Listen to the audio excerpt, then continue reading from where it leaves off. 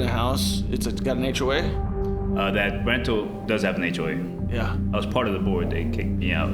They kicked you off the board?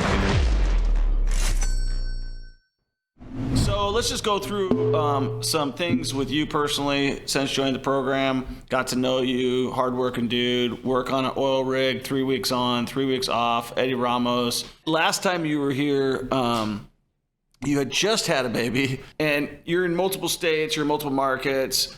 Talk about kind of where your journey's at right now with real estate, how you're involved in the program. You've taken a lot of other courses in the meantime. You've sharpened your skills on sales. You've invested in yourself, multiple things. Tell us what you're up to. Yeah, so right now I'm actually in the process of really identifying my niche and where I want to focus on, right? So when I first came on, it's Airbnb, short-term rentals, mid-term rentals, long-term rentals, flip. You want to do it all. Right. And my main goal was to buy rentals, and somehow I went into flipping. Well, right? we got you. You got a pretty good hit on that first flip. I did get a pretty good hit on that one, $71,000 on the first one. I always tell everybody 75. Is it 71 or 75? Net 71. Okay. So if we take gross, it'd be way more than that. All right, gross. Yeah, so we go with net numbers. So you netted 71 grand on that first flip. That's right. Prior to that, you had never flipped a piece of real estate. No. Okay. That gets you a little bit excited about flipping real estate, right? Yeah. So then we did another flip in Mississippi. I think that was about $45,000. Made 45 on that one. That's right. And then we slowly picked up another property, you do the rehabs, and then you're like, well, I can make $200 to $300 cash flow, or I can make a quick $50,000 flip. And so we slowly went into flipping, and now we do have a couple of flips that we're trying to sell, but the market shifted a little bit stagnant. For sure. Right? So as buyers, as investors, it's a good time to be in the market because you can lowball people. Right. As flippers, you got to be very conservative on your numbers. Come in probably lower than what you want just to get it sold, or you're going to sit on the market. Yeah, and that's kind of a good transition point. So like, people think like when you're flipping, it's like, okay, there's my exit strategy. I'm just flipping.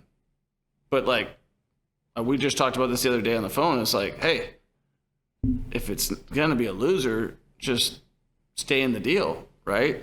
And I talked to actually some of your partners, and they're like, I want to stay in the deal. Yeah. So I think like for you, you were like, well, I got to get these guys out. But I was just talking to Healy the other day, and I was telling him, like, we had a conversation. And I said, I know. He's like, no, I'd stay in that deal. I don't care about that money. I'd stay in that deal. So, but I think that's important because what happens is not everything works out. Like the first one, boom, work out. Second one, boom, works out.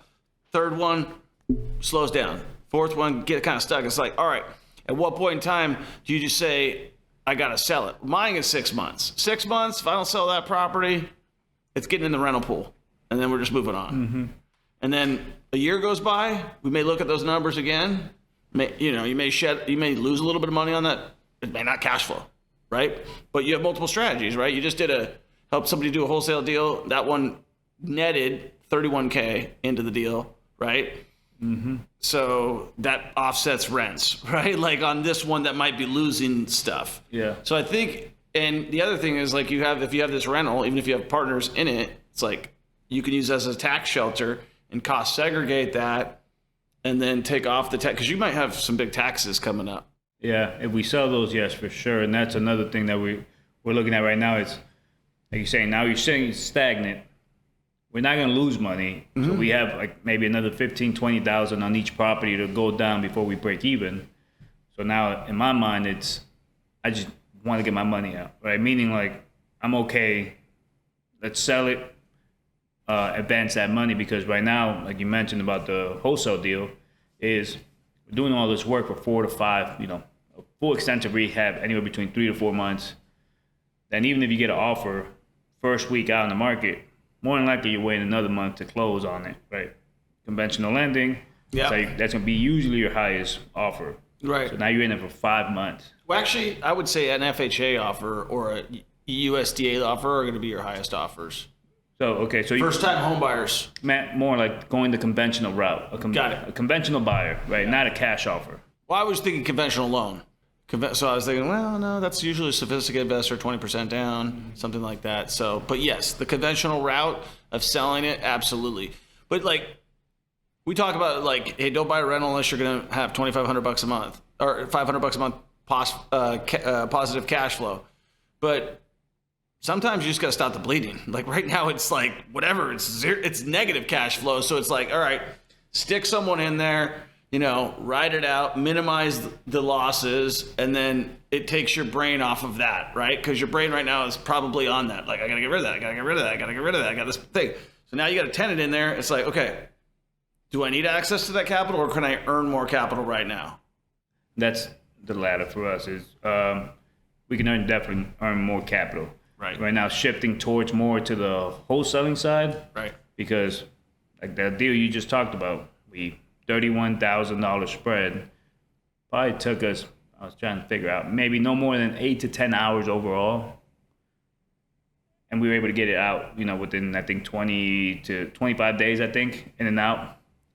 And then now we can focus on marketing, working on our sales process, right, to be able to continue to scale. Then that's what we're trying to shift to now, and really just focusing on that. And then with that money, buying rentals, cash, and then if it sits. Are you going to the cash route? Well, that's another thing right now. So like my first deal, right? I was all stressed about. I'm a old hard money lender. So then we decided to buy cash, so we don't have that. Right. Right now, the problem I'm having, and I guess it's a good problem to have for others, is we're buying all of our deals with our own money. Right. Now, you run out of money. Okay, how much money you have? Yeah. If you like buying real estate, you're going to run out of money. For sure. So that's where living proof. So right now we have 2 rentals or 2 flips that we have all of our own money.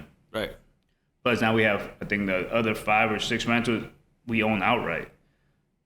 A lot of capital sitting out there that I know we can refinance, but right now I don't have to worry about it. Like if 1 month one doesn't rent out.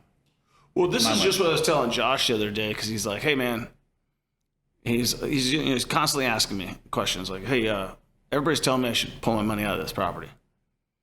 I'm like, who's everybody? He's like, well, this banker, that guy. Okay, well, they're bankers and they get paid for doing loans. So, yeah. I said, why don't you ask them how many properties they have? If they don't have more than you, don't listen to them, number one. Because the old phrase is what? Why would I take your advice if I wouldn't take your criticism? Or why would I take your criticism if I wouldn't take your advice? And so there's so many people and there's conventional ways of thinking, right? But I can tell you this. I've been in a lot of bad deals over the year. And if I just look at it like, hey, I'm parking my money in this deal right now, it's just parked. Like, you don't have it in your bank account. You have it in an asset that's producing your cash flow. Mm-hmm. So if you went and moved it, sold that property and parked it in your bank account, how much cash flow would you get? 0.01%. Right. So you're actually making way more money. Now, you don't have as access to the capital that you need. So there's 2 ways to get that. One, you get you refinance. Well, there's several ways to get that. One, you could refinance them. Traditional route, conventional route, which is you bleed it out, you do a cash advance, and you amortize that mortgage over 15, 30 year, whatever it's going to be. The second is you go get a line of credit, which you don't have to use until you actually tap it. I prefer that way better because the line of credit, we have one, we use the line of credit to buy a property in Puerto Rico that we're still finishing up. I don't even want, that one never got run by me, by the way. There was a specific reason for that one. There was a specific when guys buy properties and they're in your program and they never bring it up, you'll find out later. Timeshare, something going on. Emotional buy? That was more of a, if all fails, we knew we were having the baby. I was like, that's one of the properties. It's going to be a nice property. It's going to be a rental property, Airbnb property, right? Okay. That was one of those, like, at least we'll have something to go enjoy as a family. Once a year, we'll go over there. Got it. So that's going to be your Airbnb, your place that you go. Let's talk about that deal. So let's break down that deal. So you bought in Puerto Rico. I think this is a good thing to talk about. I've never even been to Puerto Rico. Have you? Yeah, I've been there. Okay. So what's Puerto Rico like? Puerto Rico is beautiful. I think one of our speakers lives there. Luke. Luke? Oh, he does? Okay. Yeah. Yeah, so I didn't know that. Yeah. But Puerto Rico is beautiful. Actually, some of my best friends growing up, they're from Puerto Rico. They still go over there and play. They play professional basketball over there. But we went to a wedding, and we've been there a few times, and it's beautiful. It's a beautiful location. A lot of people think of Puerto Rico as being like a third world country or something, but it's beautiful. We go over there, nice beaches, nice view. And this house, actually, it was, I found it, like you said, I've been through other mentorships, and it just happened to be one guy that was in it through someone else, saw a story on Instagram, like, hey, I'm looking to raise money for this Puerto Rico property. And he talked about it as a raising money. Mm-hmm. And I said, look, let me know if you're interested. I want to buy the property, right. Equity. So that's another important point. Just because somebody's saying one thing doesn't mean you saw that he was having issues with capital. Mm-hmm. You're like, I'm not interested in being your capital partner, but I'll take you out. That's right.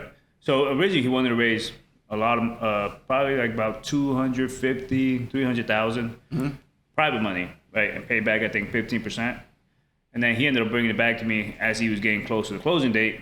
I said, what would you come into this deal for? I said, I want to be first position lien, so I'll lend you the money to buy the house. Yeah. We'll refinance it. When we refinance it, I'm first out, plus I get paid, plus all my interest.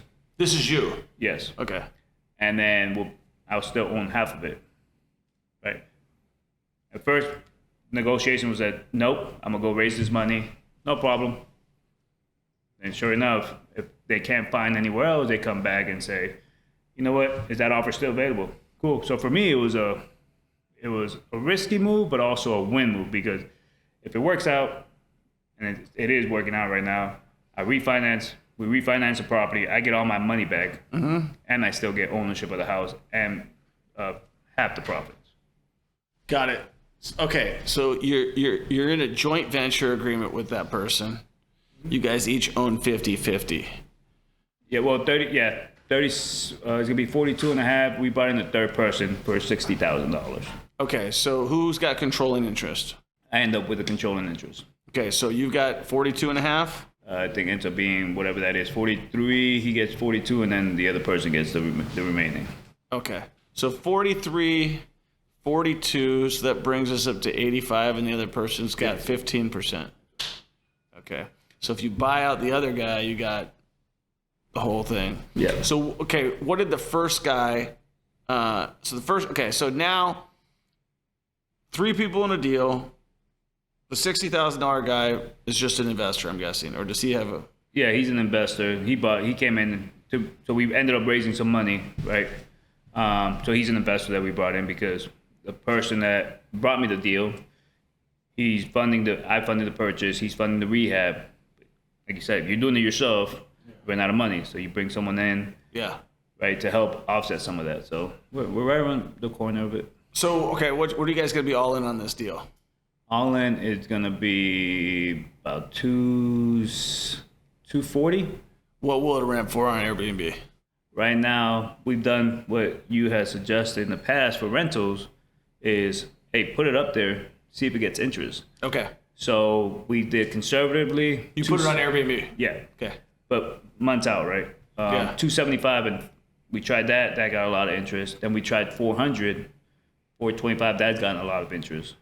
So we know conservatively, I think we did our numbers at even like 275 a night. We still be looking at, I think, $3,000 a month. Who's managing it?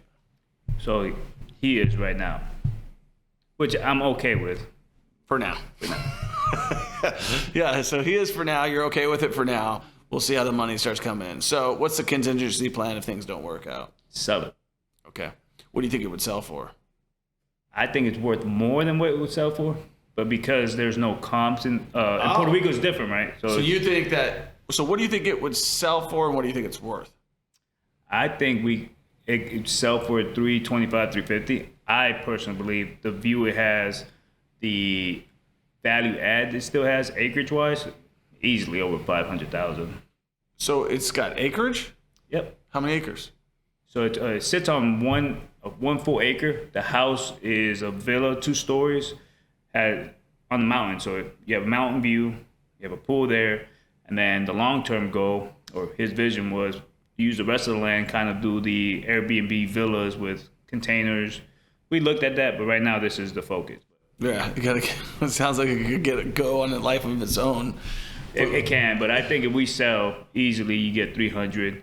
I think 350, just because of it's not as huge real estate as it is here, but I think it's worth over 500 grand. Yeah, Puerto Rico is interesting. I've never been down there before. It's one of those places that just kind of keeps getting skipped, but it's got 0% taxation, right? If you live there, you make it your home. You don't pay any federal taxes. If you live there for, I think, 183 days out of the year. Luke would probably talk more on that more. I think that's why he moved down there, to not pay taxes. Makes sense, and it's beautiful. Other than hurricane season, it's it great got wiped year-round. out like in Hurricane Maria, was it? I can't remember what the name of it, but I know it did because some of my friends, they ended up trying to raise a lot of money to help donate money to. Are there a lot of investors down there? I think I've seen more and more, like more Airbnb investors, yes. What are the regulations on Airbnb over there? I haven't looked that far into it. Hey man, it's cat and mouse, so don't just put a picture of the front of the house. That's all I'm going to tell you on that one. No, we stayed at a couple Airbnbs when we went there, when we went to a wedding over there. So this is a tip for you Airbnb hosts who are doing it illegally. Don't put the picture of your front of your house. And then pick a different address than the one that you're doing so that the city or municipality who's checking you. I just heard this from other people, and I'm just passing along good information. I mean, for us, we're all registered, but I do know that other people that I've talked to in the past, what they'll do is they'll put a different address so that the city can't track them, and they won't put any pictures of the front of the house. Interesting. Nobody really cares what the front of the house looks like. They care about what the inside of the house looks like. And that's how it's called the cat and mouse game. Now, I don't know if you know, but me and my partner in New Orleans have owned Airbnb since 2016. So like Airbnb wasn't even like a thing in 2016, really, right? It doesn't seem like it. Well, I went in, so me and Eden and I bought an Airbnb, which we about 110,000. We wiped the house out, rebuilt it, ended up being like, I was into it for like 600, I think. We rented that thing out for $900 a night. To 600 to 900 for like a good portion. The first year we netted $80,000 netted in our pocket, and then next year was probably a little bit less. Did more and more. And then when COVID happened, we had like all these reservations. And listen, and I'll be very clear about this. We were illegal in New Orleans for the last 5 years, and the reason we were illegal is because they changed the rules. So it's like, this is the problem with Airbnb. It's like, okay, you go into the city, you're trying to play by the rules, so we're in New Orleans, great spot to do Airbnb. All of a sudden they say, you've got to have it be your homestead. You've actually got to live in the house, and you can Airbnb everything else. Like, give me a freaking break. Some stupid politician in New Orleans, LaToya Cantrell, decided to just make it illegal, right? And so, like, what's illegal about an Airbnb? Nothing. Mm-hmm. Like, it just are starting to pass all these codes, all these ordinances and stuff. So that's the only hesitation I don't like about Airbnb. We still do it. Most of our stuff is midterm, so it doesn't. But I see them regulating that in the future, don't you? I think, yeah, when you can't control it, like an Airbnb, you don't control the company, you don't control your house. The city could come. If the city can't influence it, that's when they start putting regulations, and even the midterm rental. So I have a townhouse. Technically, I can't do Airbnb, but I can do anything over a month, right? Midterm rentals, but then people start trying to regulate it, and I don't want that headache. Well, let's talk about it. You live in a house. It's got an HOA? That rental does have an HOA. Yeah. I was part of the board. They kicked me out. They kicked you off the board? Because I kept trying to cut the spending. Well, not the unnecessary spending that we were doing. So did they like physically kick you out, or did they ask you? No, I mean, come around the next year's you re-election. get voted back in. Yeah, They're like, Eddie. Yeah. So bottom line is you got to control your investment. If you don't control it, like, and the crazy thing is right now, and I know you're feeling this in Florida, people are always like, okay, I got to control my mortgage, my interest, or my mortgage, my rehab. But what's happened in Florida is the insurance has skyrocketed. It's ridiculous. So, and nobody was planning on, and the taxes have skyrocketed. So nobody plans for that. That kills your returns. Oh yeah, it's ridiculous what they can. if you live in the property in Florida, you can get a homestead, right? So it won't go, so whatever you bought it for, so for example, the condo, the townhouse, we bought that house for, actually our primary house, we bought it for $356. That year, we paid $2,300 in taxes. That was the previous owners. That following year, when it gets reassessed at the new purchase price, property taxes go to $7,000. And then last year, it got reassessed. So it's like $550 a month or whatever it is. Now it's $9,000, right? Because as long as if it's not your homestead, it just goes up with value, and the reassess what the city says is reassessed. Now, this year we're gonna go fight it and say, you know, if the property's not worth this, because we do have a couple homes, new builds that sold for $1 million in a very bad part of town, like being, you know, gentrified. You have homeless people walking through, but they're assessing it on that. So now we're gonna say, look, this house was built in 1956. You're comparing it to a 2023 build. It's not the same. So we're gonna try to bring it down, but yeah, every year tax bill season, I regret opening that bill because I'm thinking next year it's 11,000, so it makes no sense for us to live there or keep it as a rental when we move out because it's gonna kill the cash flow. Yeah, like you're giving $1,000 a month just to the taxes. Yeah, and insurance I think went up to $7,000. You're not talking about a big home. I think it's 1,200 square feet, right? And it's between the insurance and the property taxes, that's a lot of money right there. That's $1,400 alone. Yeah, I think it's just one of those things where it just tells me that I'm right. Like I just got an insurance bill on one of my properties in Mississippi that I do have a loan on, one that I tried to flip, and we had to end up holding on to it. And I think the insurance bill was like $6,000. And I told you I don't pay insurance on any of my properties. So think about that. I have over 100 and I think 147 properties in Mississippi. If at the time I stopped paying insurance on those properties, I think I was at like 20 or 30, and the bill was $40-something thousand. I don't remember exactly what it was. But I started doing the math. I'm like, wait, I'm buying these things for around 20. If I lose 2 houses, I'm even. Mm-hmm. And so that's why I believe in self-insurance. But you need to get liability. I know we talked about that. You need to. Well, talking about Mississippi, I was looking so we have one property that we rented out for. We bought it for 68, put 10 grand. We're in it for 80,000, call it. Mm-hmm. Rent out for I think $1,000 a month. Mm-hmm. So we went to DSCR loan route like 2 months ago. We're like, well, we have 80 grand just sitting there because we own it outright. Right, so yeah, we are making after property management fees $900 a month cash flow. That's good, but can I get 80 grand out of it? Mm-hmm. It's worth 140. Long story short, it was gonna cash flow. I thought insurance is gonna be about $1,200 or $1,500 for the year. I got a quote. The cheapest so far has been like $4,300, right? That just wipes out the cash flow. Right. So it's like, man, that's ridiculous. Well, it's in Mississippi, near body of water. I understand that being from Florida, but that just kills the cash flow. So now, do I still take that and take a loss? You know, a negative cash flow and use that 80 grand to accelerate it, or leave it? So right now we still have the 80 grand in the house. Yeah, I would leave it. Because like it's like everybody says scale with that, scale with that, scale with that, scale with that. And it's like, but what happens when things beyond your control go up, like what you talked about? Let's say you had 100 properties like that, all leveraged, all cash flowing $500 a month. Mm-hmm. And then all of those insurance that you can't control, that is completely manipulated by the system, they all go up. And then the taxes go all up. And now you're going from a $500 leveraged asset, cash flowing, that you bought right, everything did right, but because a non-controllable happened, you're now losing $1,000 a month. That would put you under. Yeah. It depends, I guess, on how comfortable you are with. So for me, I'd rather make sure I don't owe people money, in the sense of like, so that Mississippi property, originally we put 10 grand into it and it looked brand new. So we put on the market for 140. We had a Spire. Mm-hmm. Fell through last minute because they took out a loan somewhere else.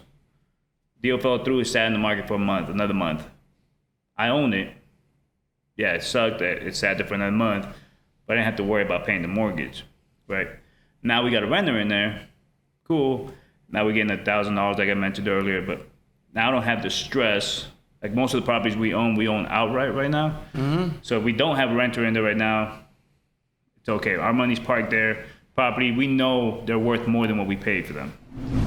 Are you interested in investing in real estate, but you don't feel like you got the time to take a coaching program? I get it, right? You're busy, you're making money, and that's okay, but you want to invest with me because you're like, Troy, I like what you do. I see what you're doing. You're a real deal. Yes, I am. I'm an average Joe. I worked at Burger King. I worked at Red Robin. I started investing in real estate, and I started from absolutely nothing. And I will take you along with my journey, and you can get all the benefits, but you got to be an accredited investor. If you want to invest with me and you want to be a part of something great and you don't have the time, guess what? We're launching a fund that you can be a part of, but you got to be an accredited investor. And if you want to find out more about what that looks like, all you got to do is click the link and we'll show you exactly what that looks like. And guess what? If you're not an accredited investor, then you may down the road be an accredited investor. So definitely learn what that's all about and enjoy the podcast, and we'll see you on the next one. Right. And the thing is, with real estate, I'll give you an example. We just looked at the first property I bought, or second property I ever bought, paid it was either 129 or 179,000. I can't remember what it was. But I sold it for 330. This is in 2006, 7-ish.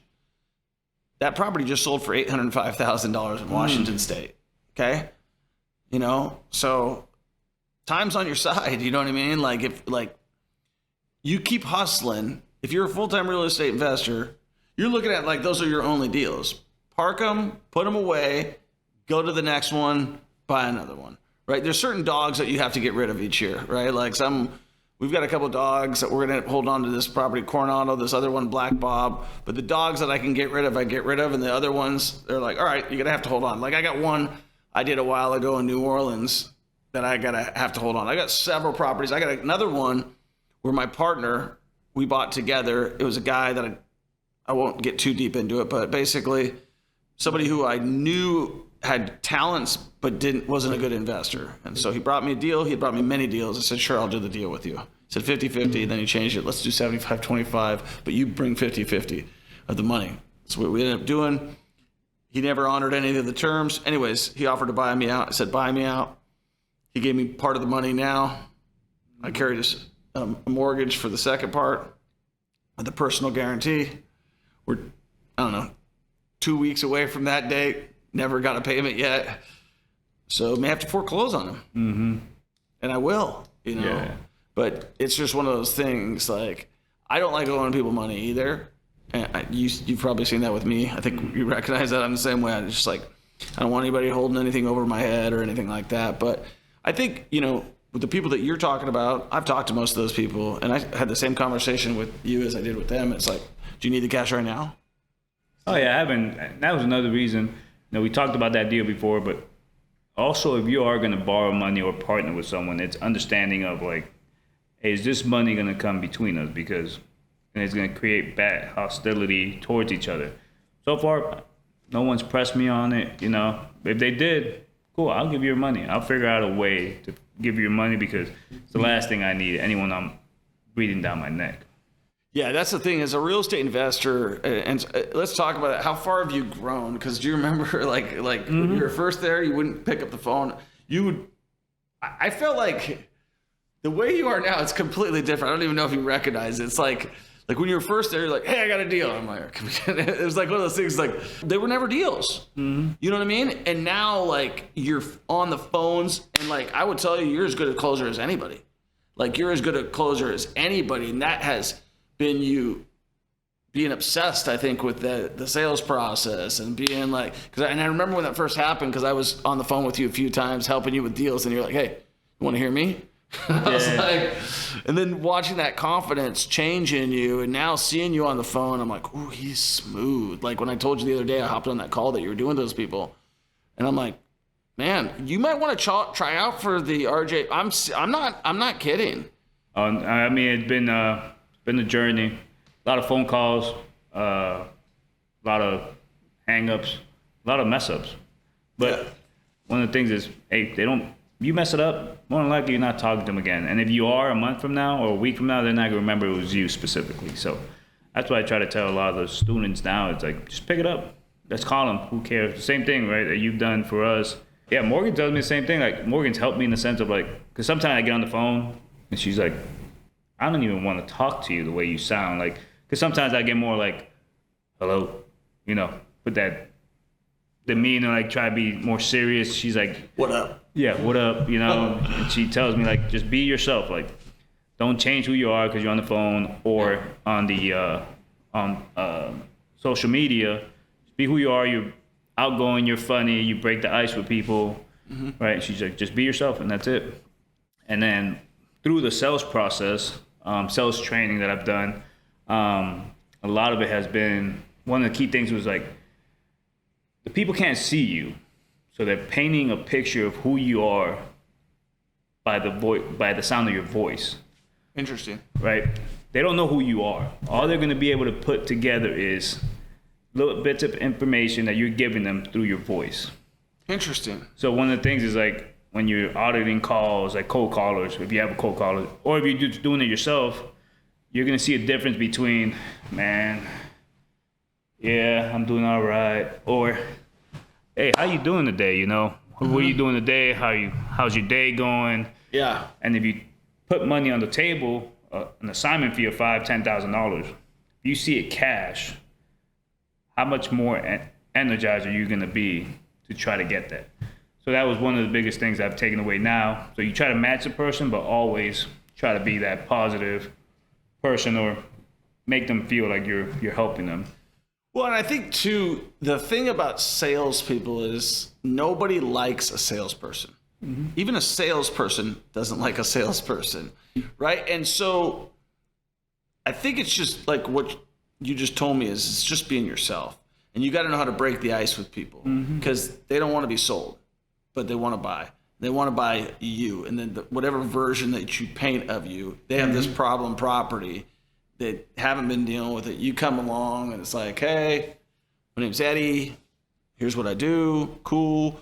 And you've seen people like, I've seen you go back after people back and just lower that number over and over and over again.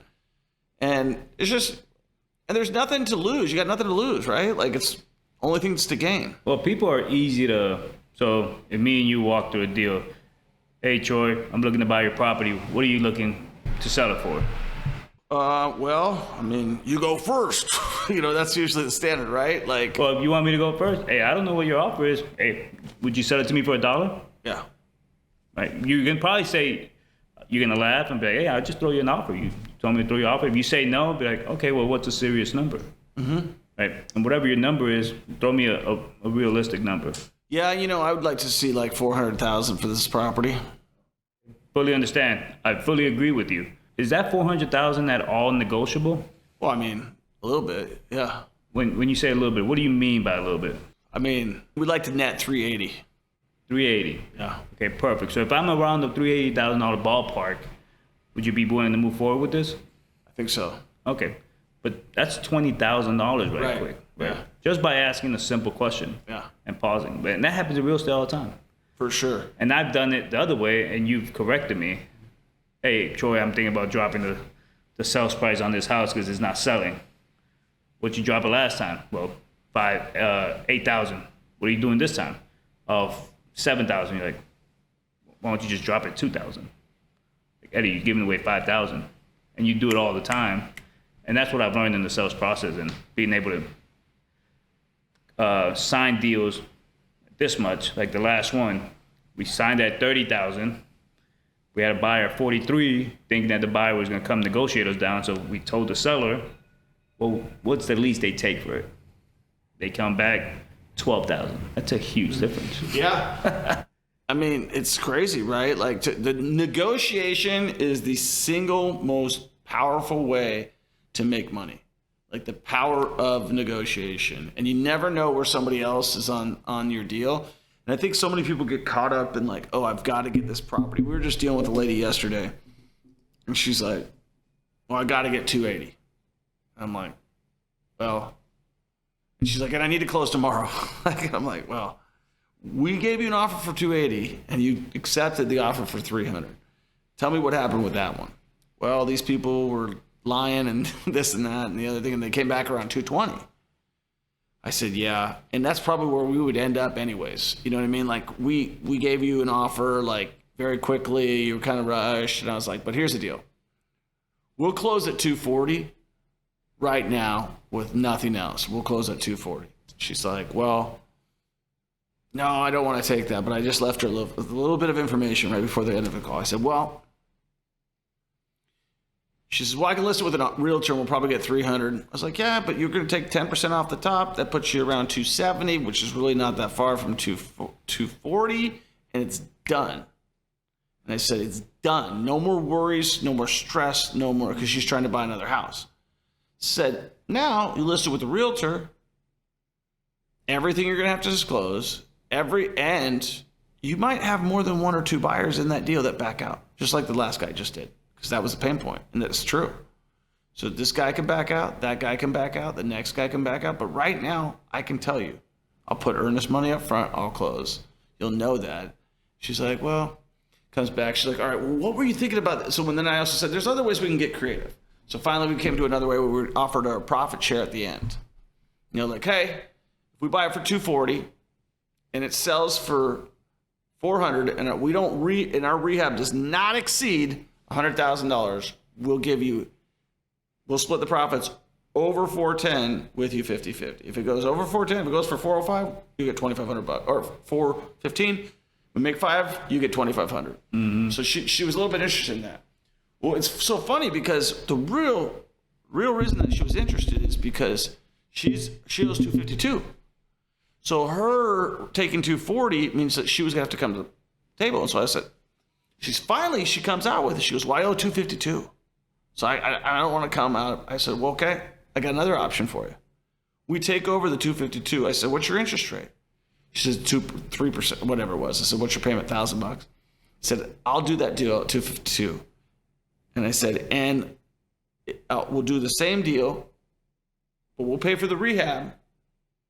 And anything over, and if it exceeds 100, we'll split anything over 410. We just want to take over your mortgage.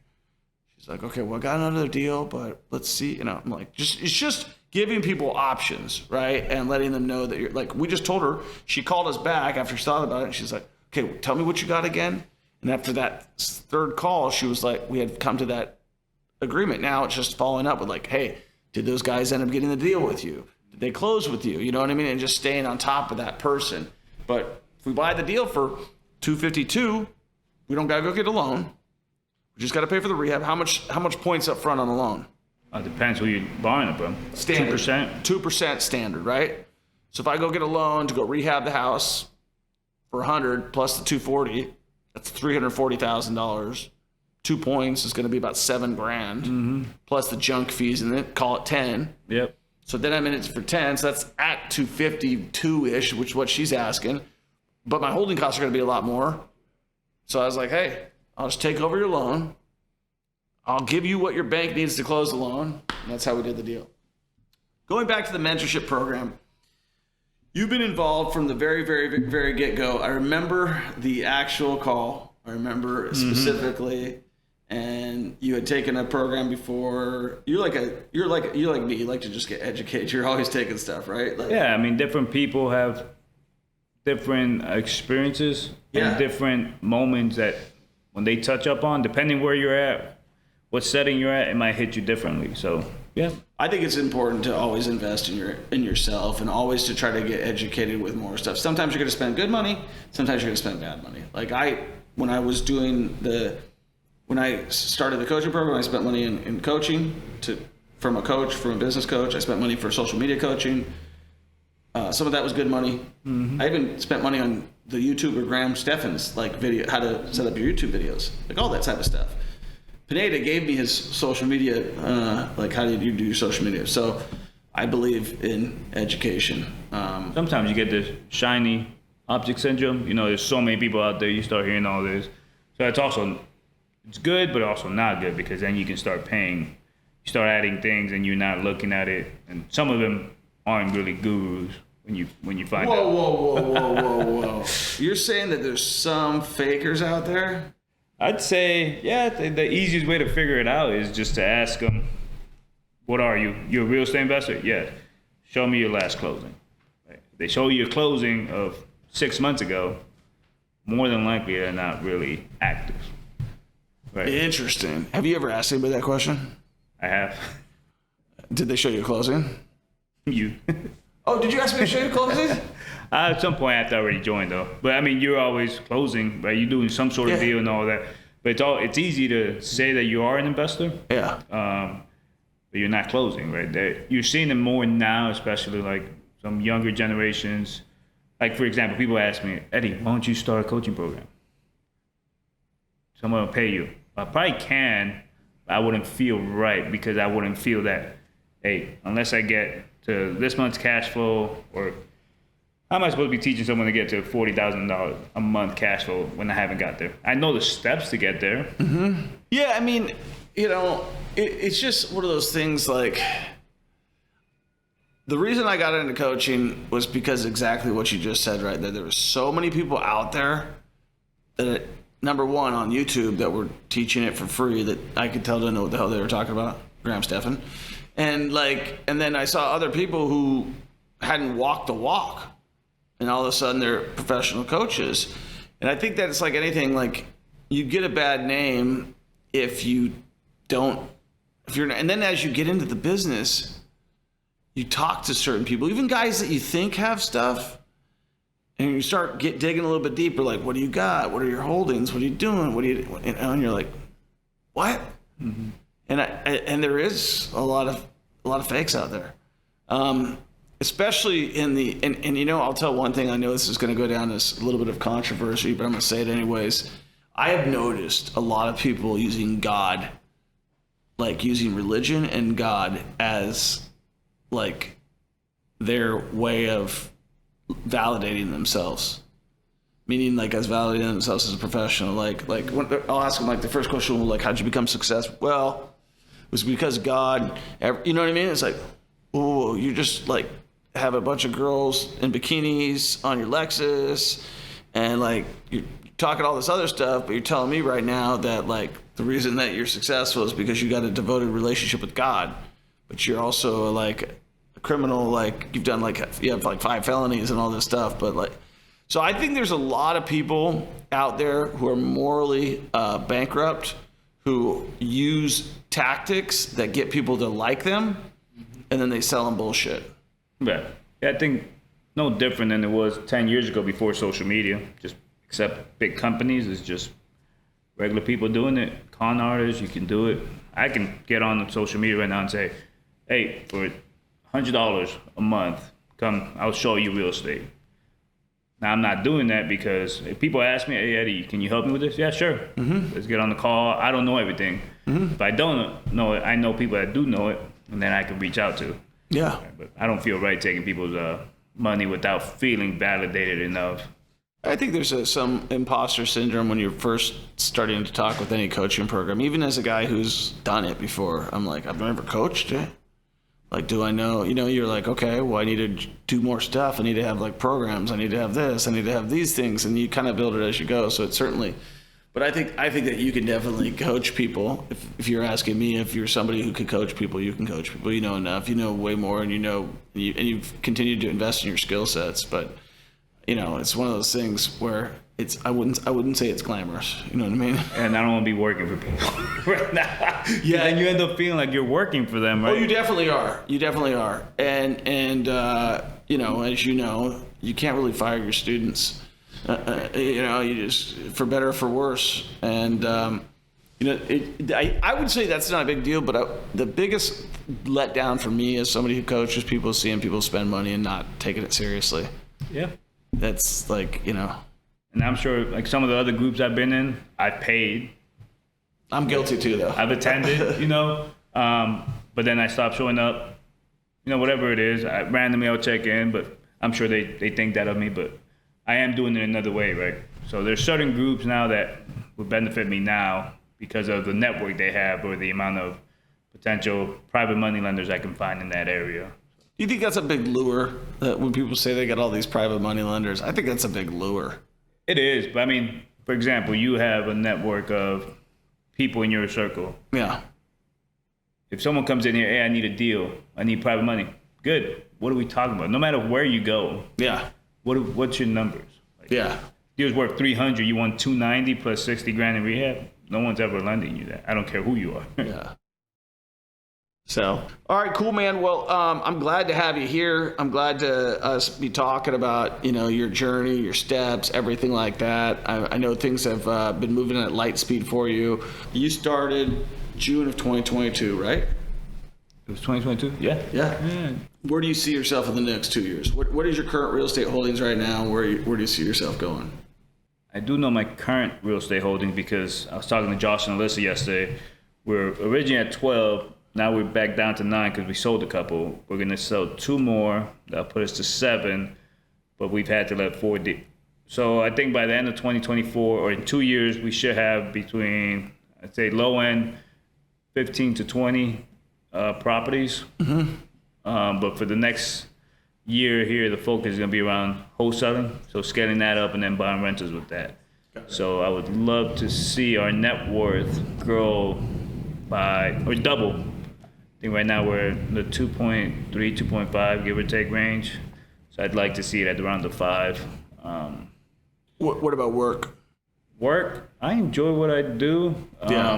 For working on the roll rigs, it's cool. Okay, now if you're making $100,000 a month wholesaling, I still do like it, and I think Morgan likes it for her sanity because I get to leave. I get to leave for 3 weeks, and that was her favorite thing. But now with the baby, her favorite thing is every 3 weeks. She always says that before the baby. She's like, I love when he left for 3 weeks. Has her own hobbies, but I think it'd be hard to leave. It'd be hard not to leave if we're able to make that amount of money.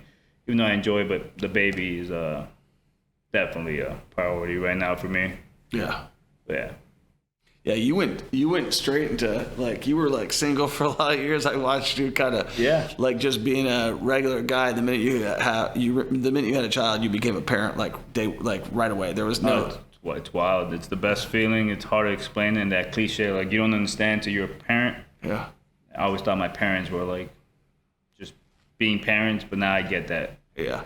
Well, cool, man. Well, excited to have you here. This is your 1, 2. This is the third? I missed the Vegas one. I've done all the cancer. Yeah. Okay. So your third mastermind. We got a massive lineup. The other goal is going to be to help at least one 2024, if not more,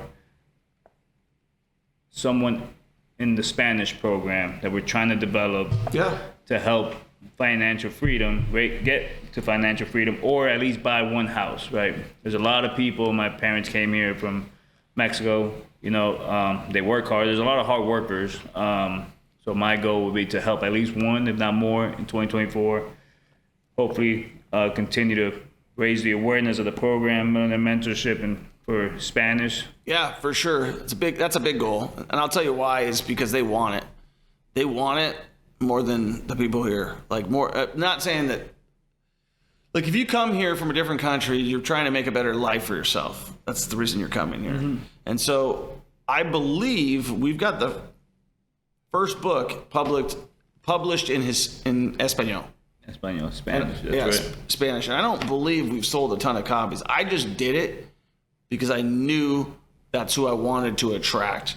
And I wanted to attract those people because they're hardworking. And if you got hardworking people who are going to take action, then they're going to be successful. Mm-hmm. And so I would like to see us help a lot more than just one family, but let's start with one and see how it goes. And then, you never know where that's going to go. Yeah.